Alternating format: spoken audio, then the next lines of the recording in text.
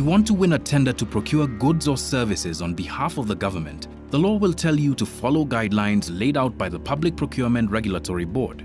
Although from watching the news, you wouldn't know this. The directors of certain companies have admitted to have been duped into dubious business. Says she prayed and God led her to Kemsa before walking away with a 42 million shillings tender. How did you go to ask for funds and you had not been given the commitment that you should supply? As the owner, who did you buy this company from?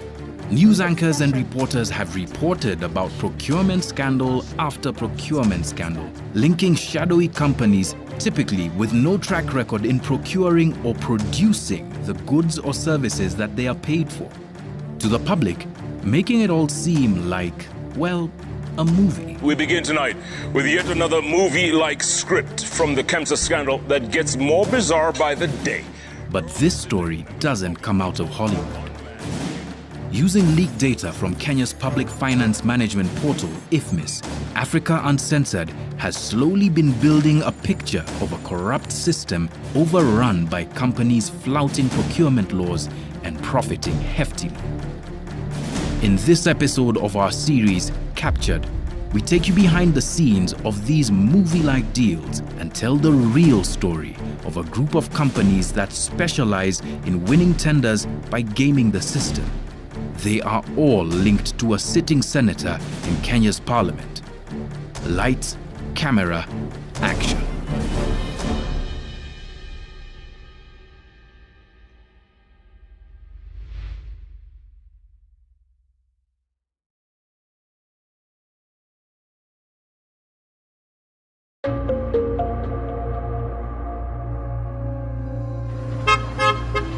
Our story begins, as many do, with a question.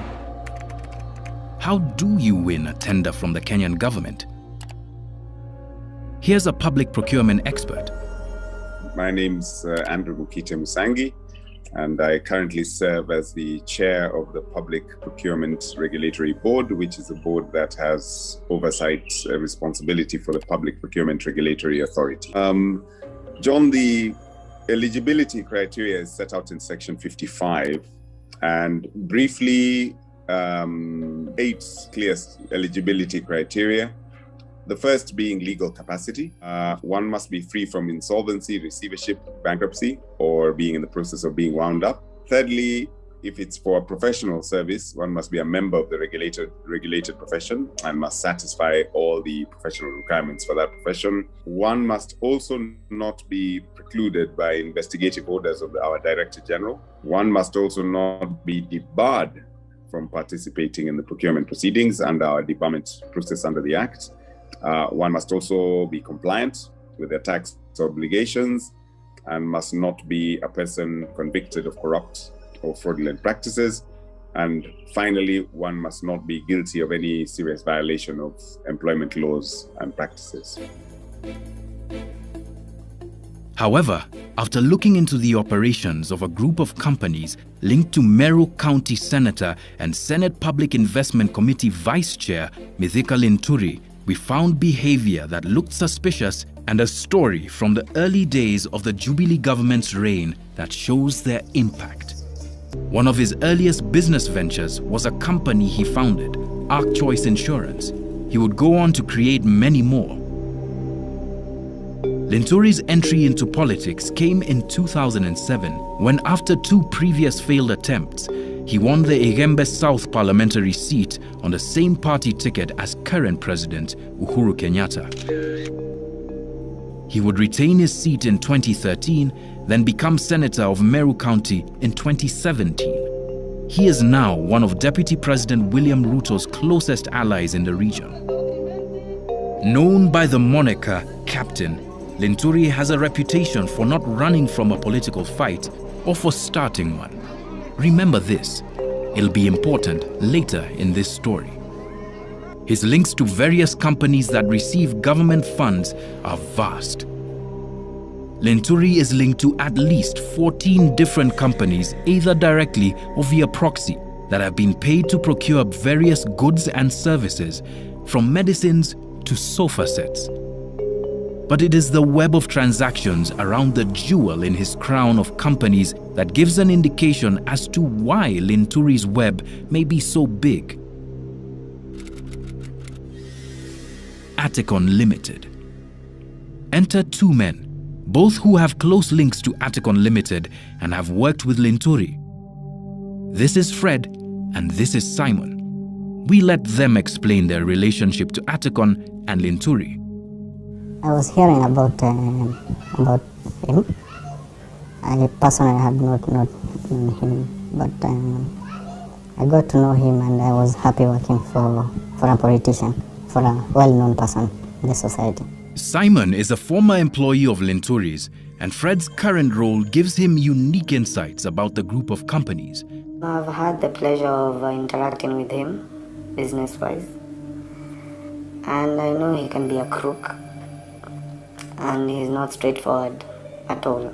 They both know the group of companies' inner workings, but Aticon Limited is particularly interesting as an example of how companies within this group pivot from tender to tender. Aticon Limited began operations as a construction company owned and operated by engineers. Linturi would then acquire the company, but not only for construction. By 2013, they were engaged in the supply of altogether different kinds of goods. Here's where it gets interesting. I, Uhuru Kenyatta. In late 2013, just months after the Jubilee government had taken office, a tender was floated for the supply of honorary medals. Wondering what these are? These are medals awarded to people who receive national honors. According to the Kenya Gazette, that year, 296 people received national honors. They included Kenyans of various extractions, from President Uhuru Kenyatta's mother, Mama Ngina Kenyatta, to a posthumous award for Nobel laureate Wangari Maathai, to opposition leader Raila Odinga. The procurement of medals for the awards was done through the office of the Deputy President. Enter our next character. My name is Amirian Chebet Kitani. At the time I met the Senator for Meru, that's Mithika Linturi, I was the Chief of Staff to the Deputy President. When was this? What time frame was this? This was from 2013, around April, after the Deputy President's office had been set up, because I came in as a Chief of Staff. One distinguishing characteristic of the companies we have observed that win tenders is that their owners seem to have information about upcoming tenders that isn't yet in the public domain. It would seem that from 2013, Linturi, at the very least, had the opportunity to get this kind of privileged information. But remember, we were friends, huh? Yes. Yes. Because he used to come often to my office, seeking favors, and I would then take those favors to the Deputy President. Sometimes the Deputy President would send him to my office. Yeah, but he was a frequent visitor. The tender happened in 2014, and the reason that tender was at the Deputy President's office then was because the process of awarding medals to officers was actually spearheaded by the Deputy President. So the presidency at that time didn't have enough medals, and a procurement commenced. Remember, I told you I was not in the procurement. I was not an administrative officer, so I was not involved in the procurement. However, when such projects happen, as an officer and being a senior officer at the Deputy President's office, you would be given a report and you'll be told this particular tender is being floated and this person has been awarded and whether the person has delivered or not delivered. So by the time I left the Deputy President's office, I think the whole delivery, I don't know, had not happened, or it was supposed to have. I don't think it had been completed. But what I knew is that there was a tender like that, and I finally got to know later that it was his company that had actually won the job. Later, before you left or after? Before I left. Keitanyi denies that she gave Linturi any information regarding the tender, but doesn't dismiss her officer's involvement altogether. Maybe when he went and approached the officers then, he could have told them, I am a friend to your chief of staff. And of course, officers will not come to you calling you and telling you, oh, do you know this person? Do we award? Do we do? That will not be anything you would discuss with the officers. So my belief is he could have used that relationship we had, which was not romantic then, to secure himself those kind of jobs. Yeah. Knowing about a tender is one thing, but according to Simon, Fred, and Keitanyi, who would eventually join Linturi in business after establishing a romantic relationship with him, Linturi's group of companies was already primed to win the tender. Okay, what I could say is that most of those companies were what you call the Tenderpreneur kind of companies, where they bid for jobs and they get. So when you're bidding for jobs, you collect expertise here and there, put it together so that you actually make the company look good for it to be able to get that kind of job. Yeah, so basically that's what... So there's no real experience? No. An employee who was involved in the preparation of the tender to supply honorary medals showed us part of the company profile documents they prepared as part of the tender. Then they showed us a company profile for Atticon Construction Limited. Confused? Well, that's because Atticon Construction changed its name to Atticon Limited in mid-2008, seemingly giving it more flexibility to suit itself to the particular tender that was being applied for. We had a very strong tendering department, a very well equipped. We had a strong team that did the tendering process. Actually, there were nights we spent in the office doing the tenders. Once the tenders were delivered, we could now rest. Yeah, we had to deliver them in good time. We had to make sure the documents were in order. Simon broke down his allegation about how Atticon, the construction company, won a tender to supply honorary medals to the office of the Deputy President. Those that deal ODP, Office of the Deputy President, where he tendered his companies, like 6 of his companies, to do the tender for printing services, which, as you are aware, as per the Government Public Procurement Act, you're not supposed to actually tender from the same entity more than one document. But in this case, they actually tendered 6 companies to do the same thing. We met with them in the tendering committee. Everyone had their own documents, but you could see that the people there were from the same company. So you could just see that it was something that was just being played there. Yeah, it was just more of a game. And the company that won was Atticon Limited, which, if you go around and look at it, it's a construction company. But in this case, it won for printing services, having said that it does printing in Dubai, which to me, I don't believe that is the case. So they misrepresented themselves and got awarded for the tender, and they think they supplied the medals that were given to supply. What is important about this allegation isn't just that different companies, all with ties to Mithika Linturi, bid for the same contract. Simon claims that the directors of these companies were Linturi's employees.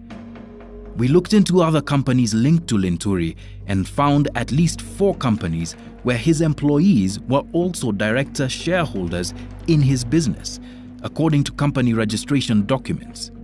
He uses his employees to register companies and actually transact with them. And at the end of the day, because you're an employee, whatever comes through that company is his. You have no legal saying, you have no legal right to it. So you are actually used as a dummy to be there so that their money can be channeled through that, those companies. Two companies with the same beneficial owners cannot bid for the same tender because obviously there's no walls between the two companies, and ultimately it will be seen as collusive tendering, which is definitely sanctionable by disqualification from entering into a contract, or even if a contract has been entered into, it is voidable. We have been unable to find the original tender document to establish the full value of the tender, but from the leaked dataset of public procurement payments we have received, we do know that Linturi's company, Aticon, was paid 109 million shillings, approximately $1 million, for the supply of honorary medals on the 20th of January 2016. When a tender comes and you see you have prospects, you put a tender document together, and then you have to collect experiences from various other companies, put it in that company, for that company to look like it has done that job before, so it can be awarded the job. Yeah. But this wouldn't be the only tender that one of Linturi's companies won at the office of the Deputy President. In June 2014, two companies linked to the senator would supply office furniture and executive stationery, collectively worth 18 million shillings. Remember the point about Linturi not being afraid of starting fights? Well, this is how it relates to this story. Igembe South MP Mithika Linturi, who was to table a motion for the impeachment of Devolution Cabinet Secretary Anne Waiguru, met signatories of his motion in a closed-door breakfast meeting. There are over 170 members of parliament have signed for that petition, for that motion. In May 2014, Linturi was leading the charge in an impeachment motion against current Kirinyaga Governor Anne Waiguru, who was a cabinet secretary at the time. After he had acquired the signatures and the impeachment motion was coming up for debate, I think the following week in Parliament, the Deputy President told me to handle the matter. So I looked for him, and he was adamant, and I kind of wooed him, and we went to Naivasha. I think I've said that in the divorce course, and I can say the rest is history. In terms of, by the time the impeachment motion was being tabled in Parliament, he was not there, yet he was the mover of the motion. Where was he? We were in Naivasha with him. Ketanyi and Linturi's romance blossomed in the same month that tenders were being paid out to Linturi-linked companies. Ketanyi has denied her involvement in the awarding of tenders to companies linked to Linturi while she was a chief of staff. A year later, Ketanyi would be dismissed from her post over allegations of corruption. She was cleared of those charges in 2021. Ketanyi is now suing Linturi for allegedly defrauding her and her family by using properties owned by her family to receive bank overdrafts. The case is being investigated by the Department of Criminal Investigations. Linturi is also part of a network of beneficiaries linked to Madeira Member of Parliament Rigathi Gachagua, currently also under investigation by the DCI. Mithika Linturi is different things to different people. A political ally, an estranged husband, a devoted boss. I got to know him and I was happy working for a politician. Or maybe not. A not very straightforward person.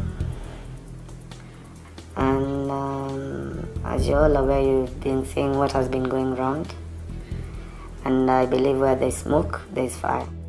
But from the network of companies he has created and the hundreds of millions of shillings that they have collectively won, Mithika Linturi has a template for winning tenders, and he's not alone.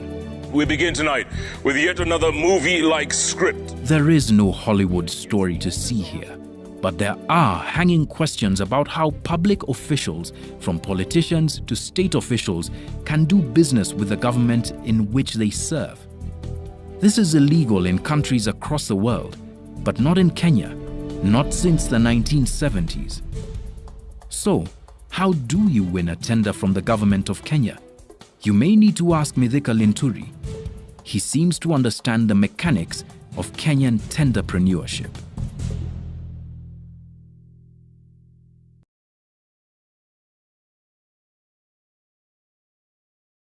Mimi kwanza nitamkashifu. Juu akisema anajua na yeye he's our leader na anajua, that statement kwanza iko wrong. Why? Ni kama watchman akuje kuambia mwajiri kwamba nimepoteza tochi. Na yeye ndiye ako hapo.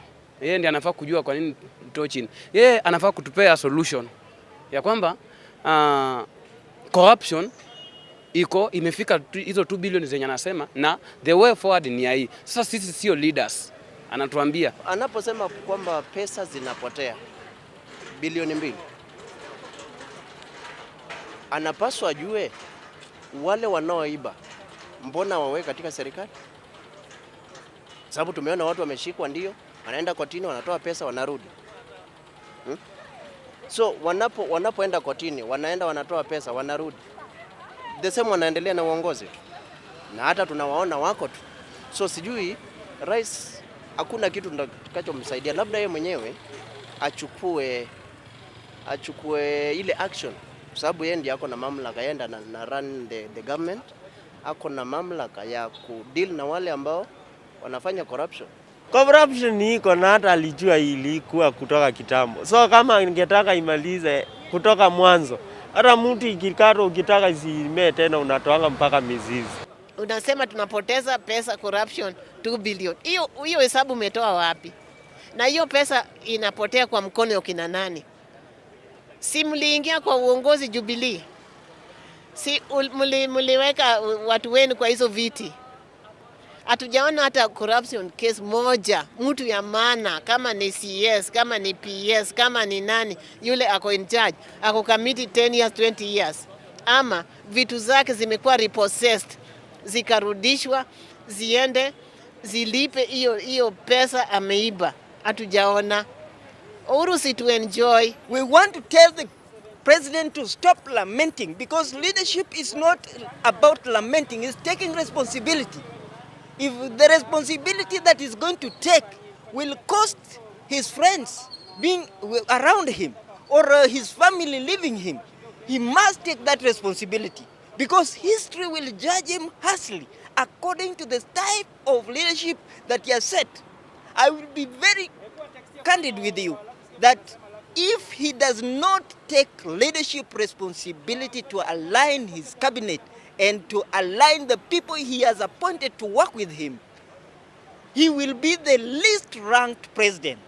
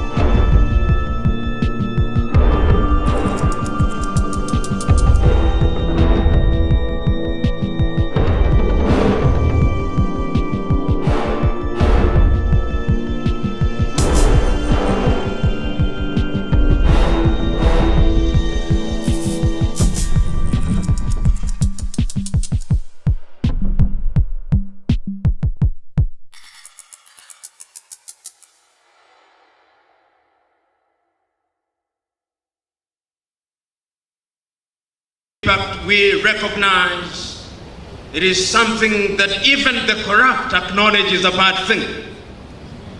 But the irony and the tragedy at once is that those who engage in corruption love it.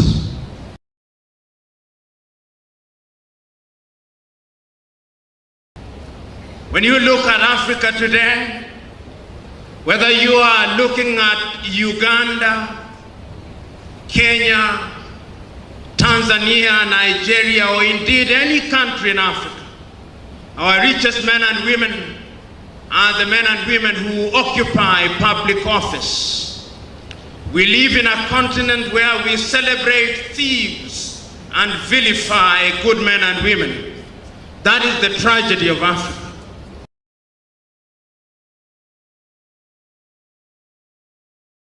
I had the privilege of serving as the director of the Kenyan Anti-Corruption Commission. But it would appear that I did not understand my brief well. Upon being appointed, I assumed that my mandate was to go out there and fight the corrupt. But the truth was that I was not supposed to fight corruption. I was supposed to appear to be fighting corruption. Immediately, me and my team tried to fight corruption.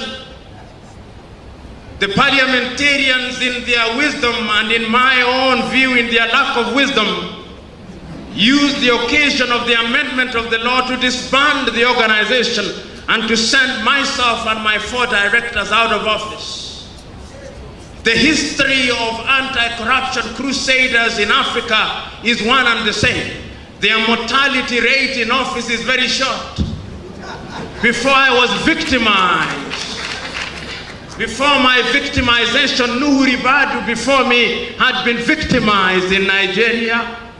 Before I was victimized, McCarthy had been victimized in South Africa and his scorpions disbanded. Before I was victimized, my equivalent in Malawi had been victimized. Before I had been victimized, my equivalent in Zambia had been victimized. It would appear that in Africa, if you serve your full term, it is because you have refused to fight corruption.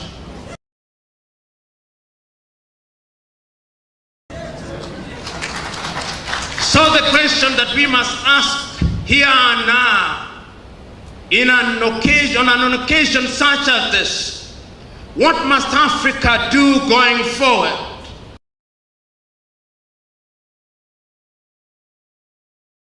The children of darkness, who are the perpetrators of corruption, have one advantage over the children of light. They are well organized.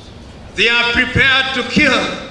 They are prepared to do anything on earth to ensure that their ill-gotten wealth is retained and protected.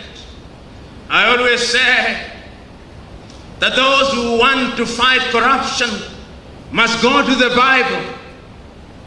When they go to the Bible, they must read the book of Matthew or any of the Gospels and read about John the Baptist.